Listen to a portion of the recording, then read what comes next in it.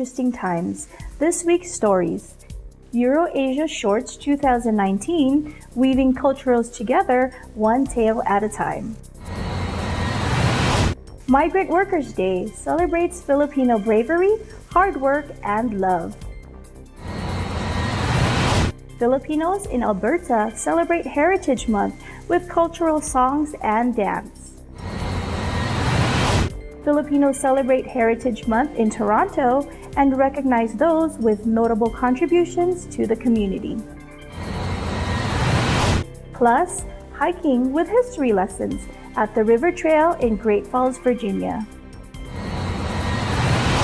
And Lake Natomo Trail in Folsom offers family-friendly outdoor fun.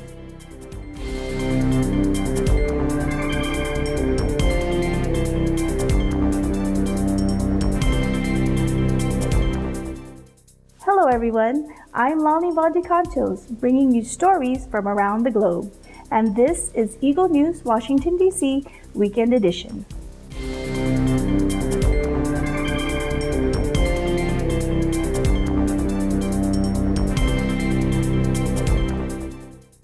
More than 30 short films in just a week, plus a cultural discussion after each showing. What a treat from this year's Euro-Asia Shorts, a multi-embassy and international film festival in the nation's capital.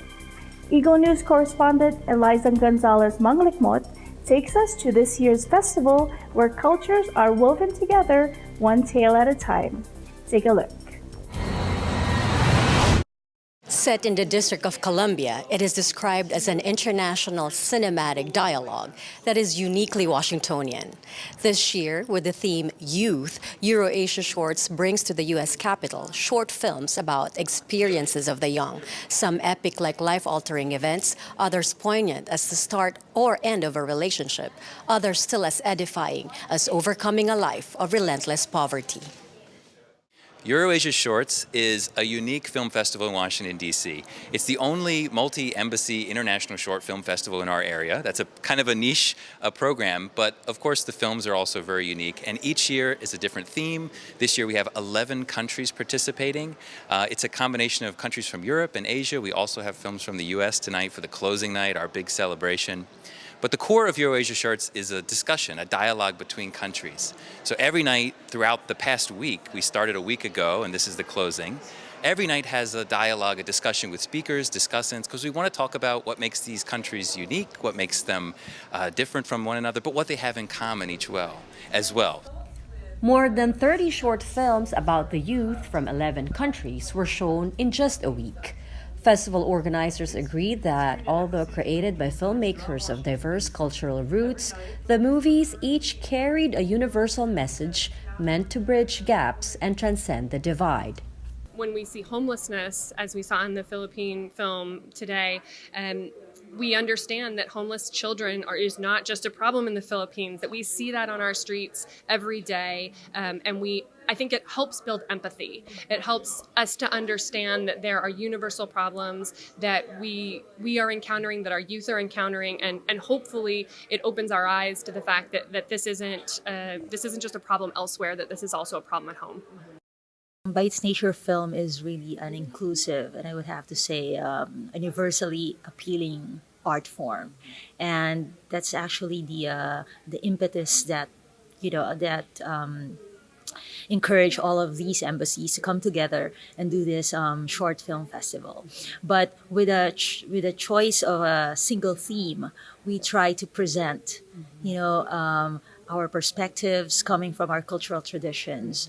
As you said, bridging the different cultures is a goal, but another goal would have to be just to present your point of view, right, from the country where we came from. How the different cultures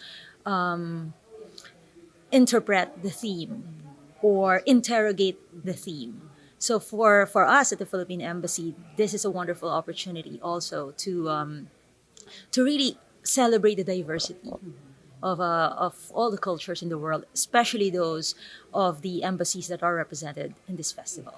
When people watched, for instance, the film Rose Empire from Germany, or the film Follower, which is from Germany. You know, I mean, these themes could have just as easily been transplanted into one of the Asian countries showing films, and vice versa, I think. Although then, of course, the plots, you know, they would be shaped by, of course, the attitudes of the countries in which they are taking place. But I think still, what I think at the core of it is you have a major theme, and then you just sort of put it into this setting, and you say, okay, in this cultural like realm, like how would something like that play out versus in another country, and then when you look at it, I think all at once, the way we do when we screen these films, you realize that there are differences, but there are a lot of similarities as well. Some entries this year were observed to lack suggestions of the youthful innocence and unadulterated joy typified by generations past, something that representatives of participating embassies said very likely mirrored the way young people around the world live today, or the sad truth that children of our times tend to grow up too fast. To sugarcoat what's happening with the youth today would be to do them a disservice. We hear in the media constantly that this is the least optimistic generation, and that they are concerned about climate change, they are concerned about getting jobs, their futures, they're delaying having families because they don't necessarily know whether or not there's going to be a future for their own children. I think this is also something we see in previous generations as well, but this youth that are creating these films really, you know, they are showing the angst that they are currently experiencing and putting it up on the screen. I think it's hard telling a sad story when the lead character or the main characters of the story are children, because it hurts our hearts so deeply. But I think that it's a very powerful way to tell a story, because people can empathize so quickly and so easily with children, and we have all had that experience as a child and seen things that maybe we shouldn't. I think it works. I think there are a lot of people who are uncomfortable seeing children in difficult stories, but I think that sometimes those are the most powerful stories to tell.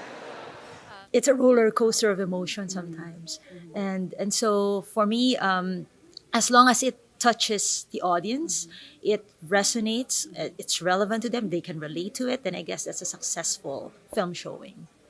And through the works of these young filmmakers from the Philippines and from Germany and from the other countries, that, you know, when it's the youth experiences things differently from us, and sometimes when we look back to our own youth, you realize your perspective just changed. We don't want to put on a fake image or impression. So we get the films, and each year it's a little different. Sometimes the mood can be a little more positive or negative, but it's all an authentic experience. For example, this year we had youth. Interestingly, a lot of the films were a bit more adult topics, you know, coming of age, young adults, these things that are, you know, becoming an adult. So about youth, but not always for kids. Created in an age when a viewer's attention tends to be pulled in many different directions, EuroAsia Shorts 2019, with some entries as short as 4 minutes, seeks to engage audiences in meaningful discourses on timeless subjects such as love, responsibility, honesty, failure, and the old-time favorite, heartbreak. Yes, indeed, film is a very inclusive art form. That the one from the Philippines actually stood out to me because I identified with it the most. I had a sense when I was watching the little kid get ready for school that was me when I was little. So watching the boy sort of pump the water to rinse his face, I instantly had a connection with him on that level. It brought back memories of sort of you know, wanting to go to school, and I grew up in a homeless shelter, so the notion that, you know, school was an intangible goal it was there. We're going to get there someday. And of course, now I work on K Street, so it all seems ridiculous that getting an education wasn't something in my future. But I can identify with that little kid who sort of for me, once upon a time, getting an education was not something that you just kind of woke up and you did. In all honesty, all the films were amazing, but the short film from the Philippines, I almost cried. I may cry now. It was really powerful. Every year is exciting. Every year is different. Maybe even more countries. We'll see. But, it's an annual tradition, first week in June here in Washington, D.C., and we're going to keep going. There's no way we're going to stop a program like this that is a win-win-win for everybody. Screenings of these shorts from 11 countries were held at the host embassy venues. Countries paired together this year were Korea and Austria, Japan and Italy, Germany and the Philippines, Spain and Indonesia, France and China, and tonight, the final night, all 10 countries with the United States. Thus, this year's EuroAsia Shorts Festival bows out. From the Italian Embassy here in Washington, D.C., I am Elisa Gonzalez Manglikmot for Eagle News, 1 with 25. Thanks, Eliza. Coming up, back-to-back, two-back celebrations of Filipinos in North America. Eagle News Washington, D.C. Weekend Edition will be right back. Stay with us.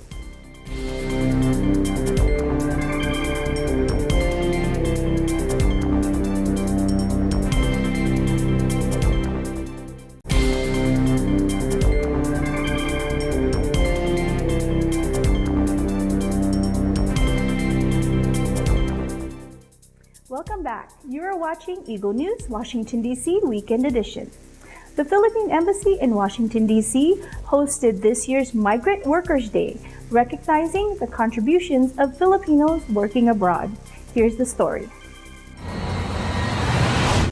To express gratitude to Filipino migrants in the United States for their bravery, hard work, and love of the motherland, the Philippine Embassy here in D.C. opened its doors for Migrant Workers Day, a day of celebration, services, and a showcase of Filipino food and culture.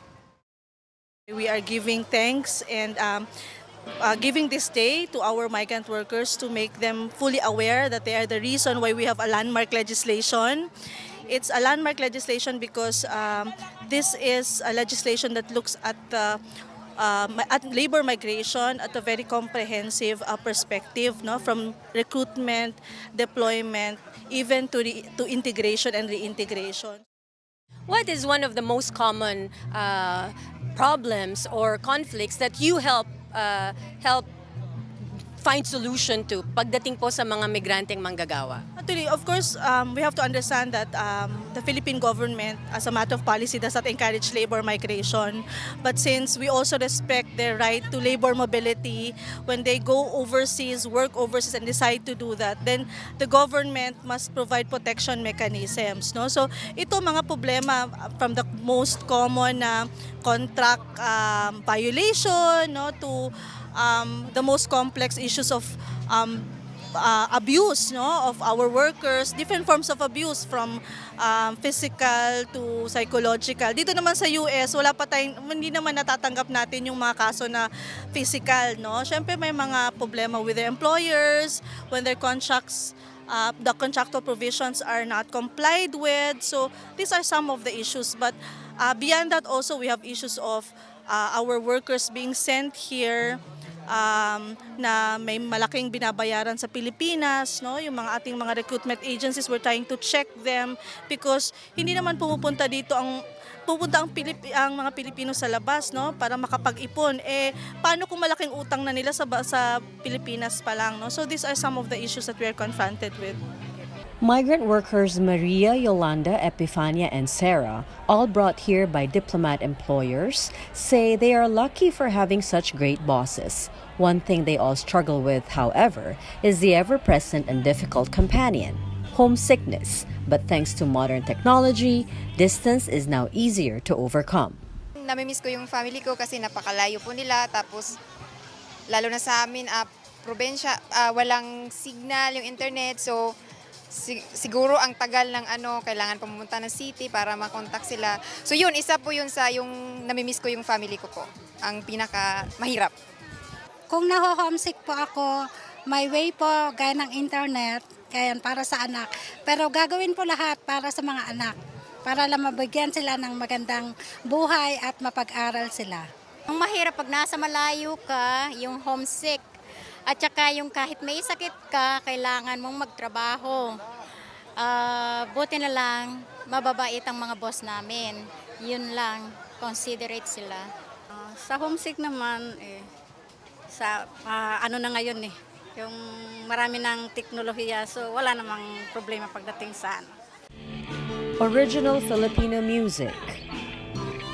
A Barong and Barot Saya presentation, plus nostalgic eats like the ever-comforting ice ube added to the already jovial ambience. Maria, Yolanda, Epifania, and Sarah appreciate events like this simply because being around Filipinos like themselves help them forget being away from home, even for a little while. Nakakatulong po talaga kasi kung may problema ka, pwede kang lumapit dito. Tapos yung mga organisasyon po, malaking tulong po sa kanila sa atin. Kaya ng event na to, nakakawala po ng homesick. Sa akin naman po, very happy na makita ng mga Filipino dito.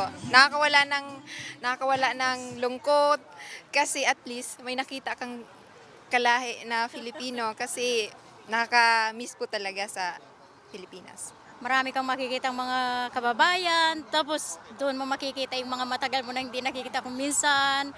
Tapos, para lang kayong magkakapatid like ngayon. Kain na. After this, yeah.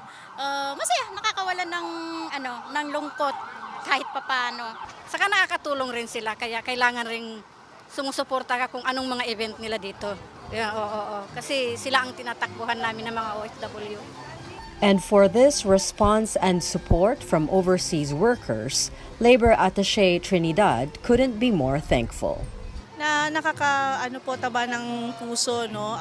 At kami po nagpapasalamat sa kanila kasi binibigyan nila ng buhay yung aming mandato, no? Sabi nga nila, masama daw magpasalamat yung mga government workers kasi mandato naman. Pero gusto nating magpasalamat sa kanila kasi nga tumutulong din sila, no, na mapaigi natin ang serbisyo because without their feedback, without their participation, this is actually one of our ways to test whether we can encourage them to participate, no, and make them more confident in government, especially under President Duterte, because President Duterte has promised to take care of our overseas workers. Booths of community and embassy partner organizations for Filipino workers, such as the United Federation of Filipino Teachers in America, provided information and assistance to those seeking professional development. We recognize the exemplary abilities of Filipino teachers in schools, in respective schools, and in the community. Here in Philippine Embassy, we usually have summer class program, to encourage the children to learn how to speak Filipinos. So we also provide community services in the Philippines. We have recipient schools. In fact, Unified before, we have a school building that was donated in Southern Leyte. And we also send books to the Philippines. We also provide scholarships. And we organize international events. We also recognize professionals coming from other organizations like teachers, nurses, businessmen, engineers, journalists, authors, writers, those people who are doing impact in our communities. Migrant workers agree that with kababayan support from different Filipino organizations here in the U.S., as well as focused determination and enduring patience, make their dreams within reach. Sakripisyo lang talaga na para sa future ng pamilya, mga anak, yun lang. Na lahat matulungan ng lahat ng problema. Kailangan maging matatag, lalo na pag inatake ng homesick, napakahirap nun. Kaya bago kayo umalis, mag-isip kayo kung kaya nyo mawalay ng ilang taon. Yun lang. Dahil pag inatake ng homesick, wala. Mga pangarap. Kailangan maging mabait. At saka yun nga, magbaon ng maraming pasensya kasi ang hirap dito. Sa mga balak pong mag-abroad na para sa pamilya, gagawin po lahat. Yung sakripisyo, responsibilidad po. Dapat isa po sa isa-isip. Sana po sa lahat ng mga overseas workers, magpatuloy sila na makipag-ugnayan sa embahada, sa polo, dahil nandito po kami para makipagtulungan at magserbisyo sa kanila. Love of family and service to the nation, just a few of the many reasons that push Filipino migrants here in the United States to keep going. Reporting from the Migrant Workers Day at the Philippine Embassy here in Washington, D.C., I am Eliza Gonzalez Manglikmot for Eagle News, 1 with 25. In Canada, another celebration took place, this time for Filipino Heritage Month. In Alberta, Pinoy shared with the younger generations songs, dances, and food as a gesture of passing down the culture. Gianna Mariano with the story. Filipino Heritage Month is a month-long celebration that takes place every June here in Canada. It showcases Filipino culture like songs and dance numbers. Here in Banff, a resort town in the province of Alberta, many Filipinos took part of the Filipino Heritage Month celebration.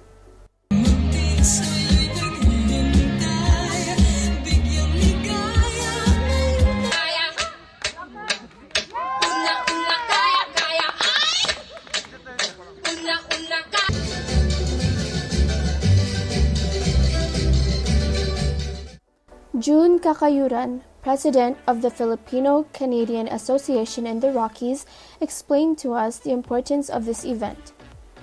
Ang Filipino Heritage Month ay parang pagbabalik tanaw sa mga tradisyon natin at kultura sa Pilipinas na dapat na ipakita rin dito sa Canada kasi marami ng mga Pilipinong nasa henerasyon na hindi na nila alam yung mga kulturang na nangyayari sa Pilipinas.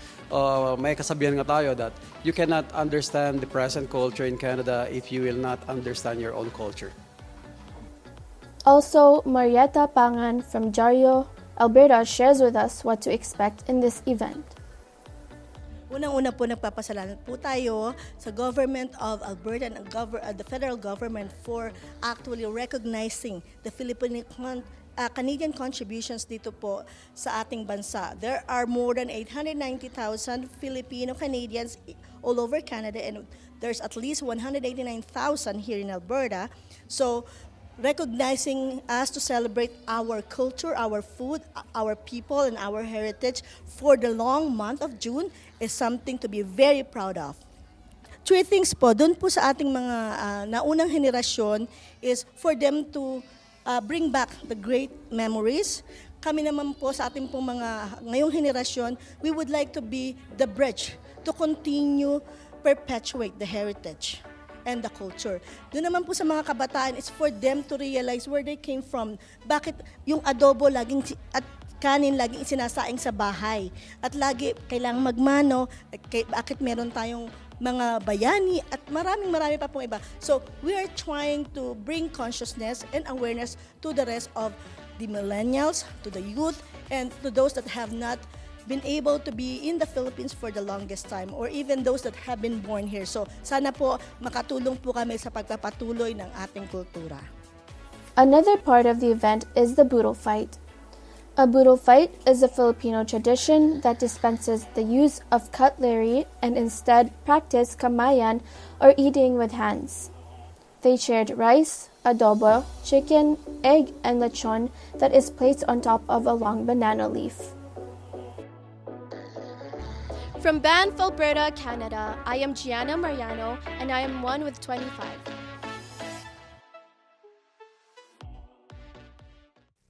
Thanks, Gianna. In a similar event, Filipinos in Toronto joined in the Heritage Month celebrations, adding to the program recognition of individuals and groups with notable contributions to the community. Riza Mangilit reports. Today, here in Toronto, Canada, at the Albert Campbell Square, outside of Scarborough Civic Center, is the Filipino Heritage Month, a celebration of richness in culture, diversity, and acknowledgement of Filipinos all over Canada. After the motion M155 was passed by the House of Commons on October 30, 2018, the month of June became officially designated as Filipino Heritage Month through the initiation of Liberal Party MP Salma Zahid from Scarborough Southwest. It was long overdue because the Canadians of Philippine heritage have contributed so much to Canada, and they have added to the rich cultural diversity of this great country. Diversity is one of our biggest strengths, and as our Prime Minister says, that we are stronger not in spite of our differences, but because of our differences. So I brought this motion to recognize the contributions, and it is great to be here as we kick-start the celebration for the first ever Philippine Heritage Month in Canada, which will be celebrated from coast to coast to coast. And we just had great celebrations at Albert Campbell Square. This event is happening until 11 o'clock at night. So I would ask all the community members to come in, join. This is your month. Celebrate yourself. The annual Filipino Heritage Month acknowledges the efforts of Filipinos who showed their support to the country. Filipino individuals and organizations will recognize this day for their contributions to the community, one of which is the Church of Christ for its aid to humanity outreach efforts across the country. And this year's celebration is a flag-raising ceremony where members of the Church of Christ sang the Filipino national anthem, Lupang Hinirang, as well as the Canadian national anthem, O Canada, and a formal opening ceremony introducing each MP and board of directors who made significant milestones to this event. This event includes a series of cultural heritage presentations such as dance performances and marching bands. And finally, a ribbon-cutting ceremony where members of the Parliament along with the Board of Directors participated in officially marking the first Filipino Heritage Month. For Eagle News, reporting from Toronto, Canada, this is Riza Mangilit, 1 with 25. Thanks, Riza. When we come back, we will take you on a few hiking adventures. Eagle News Washington, D.C. Weekend Edition will return shortly. Stay with us.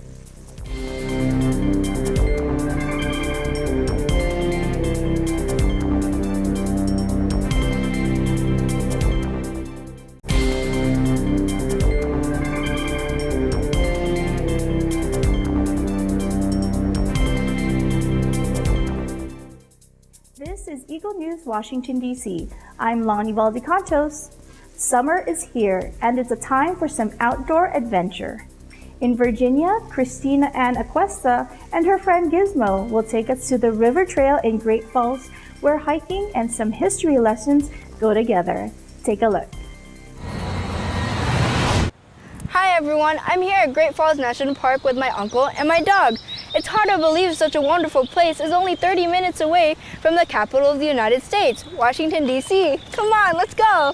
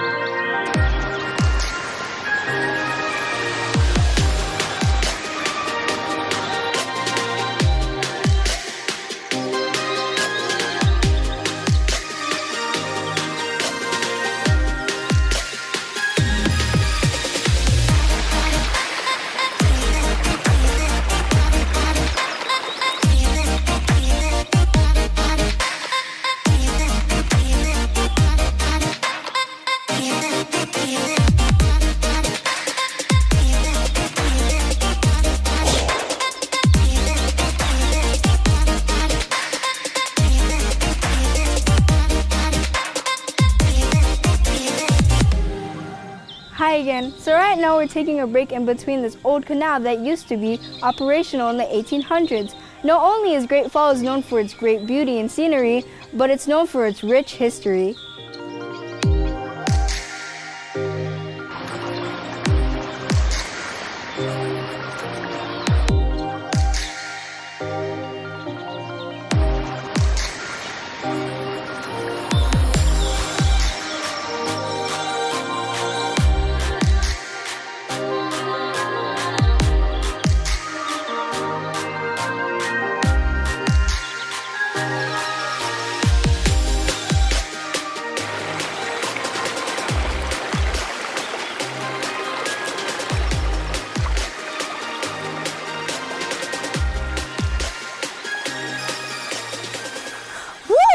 that was a tough hike. There's so much more to explore.